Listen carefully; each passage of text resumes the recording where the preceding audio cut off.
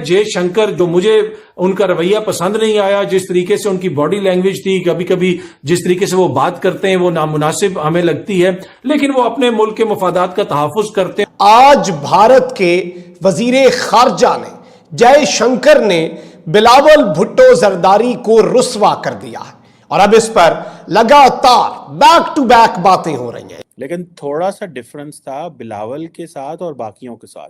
बाकियों को अच्छा खासा तस्वीर के लिए टाइम दिया, बिलावल तस्वीर के लिए तो गया था, अच्छी तस्वीर तो बनने देते। उन्होंने कहा प्लीज जी आप जाएं।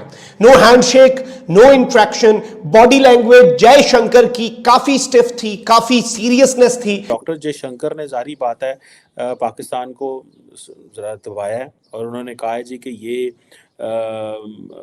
ये जो दहशतगर्दी है, ये जो मसला है, ये जो क्रॉस बॉर्डर टेररिज्म है, ये बंद होनी चाहिए। और एफएटीएफ में भी इसी वजह से हमारा आना जाना लगा रहता है कि टेरर फंडिंग और उस किस्म के इल्जामात रहते हैं पाकिस्तान पे। तो आपके ख्याल से पाकिस्तान क्या कंट्रोल कर पाएगा ये जो जिहादी कैंप हमने बना रखे थे? हम उधर जाएं तो हम कश्मीर पे भी बात ना करें, हम इस चीज पे भी बात ना करें, पाकिस्तान के प्लेयर्स भी आईपीएल में नहीं जा सकते। हाथ नहीं मिलाया कश्मीर पर ब्रेक, वो बात ही नहीं कर रहा है, वो बिलावल बात नहीं कर रहा, वो क्यों करेंगे बात? इंटरनेशनल रिलेशंस में पीएचडी की हुई है। जी हाँ जी, इंटरनेशनल रिलेशंस में पीएचडी की हुई है।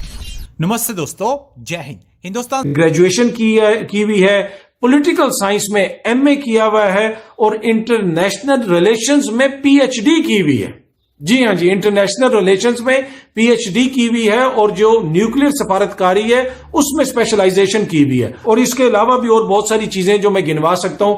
ये है जय शंकर, जो मुझे उनका रवैया पसंद नहीं आया, जिस तरीके से उनकी बॉडी लैंग्वेज थी, कभी कभी जिस तरीके से वो बात करते हैं वो नामुनासिब हमें लगती है, लेकिन वो अपने मुल्क के मफादात का तहफ़्फ़ुज़ करते हैं और उन मफादात का तहफ़्फ़ुज़ करने के लिए ये जो मेरे सारी उनका इल्म, उनका तजर्बा, उनकी क्वालिफिकेशन, एक्सपीरियंस आपको बताया, ये वो हथियार हैं जो जय शंकर लेके टेबल पे आते हैं। दूसरी तरफ हमारे मफादात का तहफ़्फ़ुज़ कौन करेंगे? बिलावल भुट्टो जरदारी साहब, उनकी भी बड़ी क्वालिफिकेशंस हैं, बड़ा तजर्बा है। मेरे ख्याल में इस जो पर सबसे बड़ी चीज है कि वो जरदारी साहब के फर्जंद हैं, भुट्टो के नवासे हैं, इतना ही बहुत है भाई, इससे आगे हमें क्या जरूरत है जाने की। तो एक तरफ क्वालिफिकेशन ये है कि जरदारी साहब के फर्जंद, एक पर्ची पे बताया गया कि इनको नायब चेयरमैन बना दिया जाएगा उसके नतीजे में, और दूसरी तरफ कौन है वो मैंने आपको बता दिया।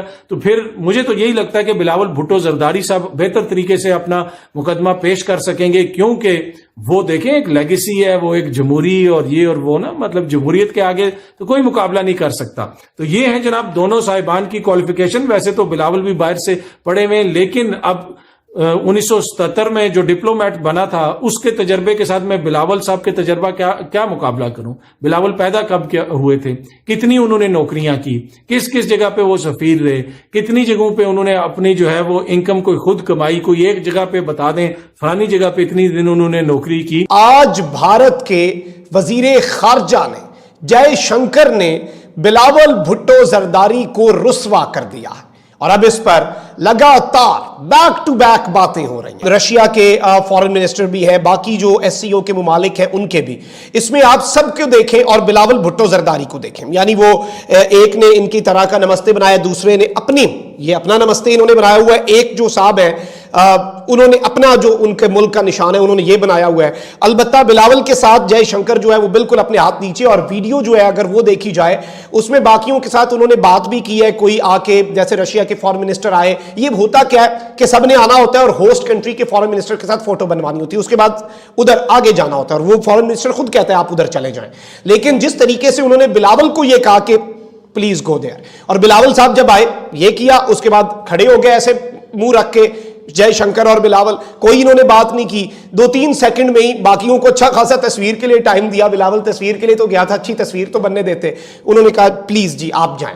No handshake, no interaction, body language Jai Shankar की काफी स्टिफ थी, काफी सीरियसनेस थी, और ये नहीं कि वो कोई डाउन फील कर रहे थे। इंटरनेशनल अफेयर्स है ना, 1-1.5 मिनट का ये पूरा प्रोसेस होता है जिसमें सारे फॉरेन मिनिस्टर आए और गए, लेकिन हर के अंदर 6 के 6 बाकियों के अंदर जो जय शंकर साहब हैं वो बिल्कुल ठीक ठाक हंस रहे हैं, मुस्कुरा रहे हैं, बड़े एक मुनासिब उनके चेहरे पे हल्की सी मुस्कुराहट भी है और सबके साथ वो बात भी कर रहे हैं, उनका हाल अहवाल भी पूछ रहे हैं, उनका हाल चाल भी पूछ रहे हैं। और इस वक्त भारतीय मीडिया क्या कह रहा है? भारतीय मीडिया लगातार इस वक्त बिलावल के पुराने क्लिप्स शेयर कर रहा है। जब वहां पे बात हो रही है टेररिज्म की, पाकिस्तान हमेशा से ये चीज फेस करता रहा है और एफएटीएफ में भी इसी वजह से हमारा आना जाना लगा रहता है कि टेरर फंडिंग और उस किस्म के इल्जामात रहते हैं पाकिस्तान पे। तो आपके ख्याल से पाकिस्तान क्या कंट्रोल कर पाएगा ये जो जिहादी कैंप हमने बना रखे थे? और परवेज मुशर्रफ का इंटरव्यू यकीनन आपने देखा होगा जिसमें उन्होंने कहा कि हाँ जी हमने तैयार की, अफगानिस्तान भेजे, कश्मीर भेजे। क्या अब पाकिस्तान अगर कंट्रोल करने की कोशिश करेगा तो क्या कर पाएगा इन लोगों को, जिस तरह के एक एक्सट्रीमिस्ट ग्रुप और कई तरह के टेरर कैंप जो पाकिस्तान में चल रहे हैं? और जो मेरा ख्याल है कि अब जो सिचुएशन है वो पहले जैसी नहीं है। एक वक्त था जब हमारे यहाँ बाकायदा तौर पे ट्रेनिंग कैंप्स थे, इन लोगों को भेजा जाता था और यही एक बहुत बड़ी वजह थी जिसकी बिना पे हमें उसमें ग्रे लिस्ट में डाला गया था। हम उसमें रहे और इवन ब्लैक लिस्ट का भी खतरा रहा। तो पहले तो नज़र आते थे ना ये लोग मुख्तलिफ जगहों पे, इवन इस्लामाबाद में आपको अगर याद हो तो बहुत सी जगहों पे इन्होंने अपने वो मस्जिदें थीं और वहाँ पे वो गन्स लेके बैठे होते थे। तो अब नहीं है, वैसे ट्रेनिंग कैंप्स भी अब नहीं है, अब वो इन्फिल्ट्रेशन भी नहीं है। और उसकी वजह ये है कि अब चीज़ें खासी मुश्किल हो गई हैं। ये सारा कुछ जो है इसको अब टेरर फाइनेंसिंग उस पर भी आपको पता है कि एफएटीएफ ने बड़ी कड़ी हमारे ऊपर एक शराइत आयद की हुई है। तो अब वैसा नहीं है जो पहले था। अच्छा, लेकिन वो बहरहाल एक लेगेसी चली आ रही है।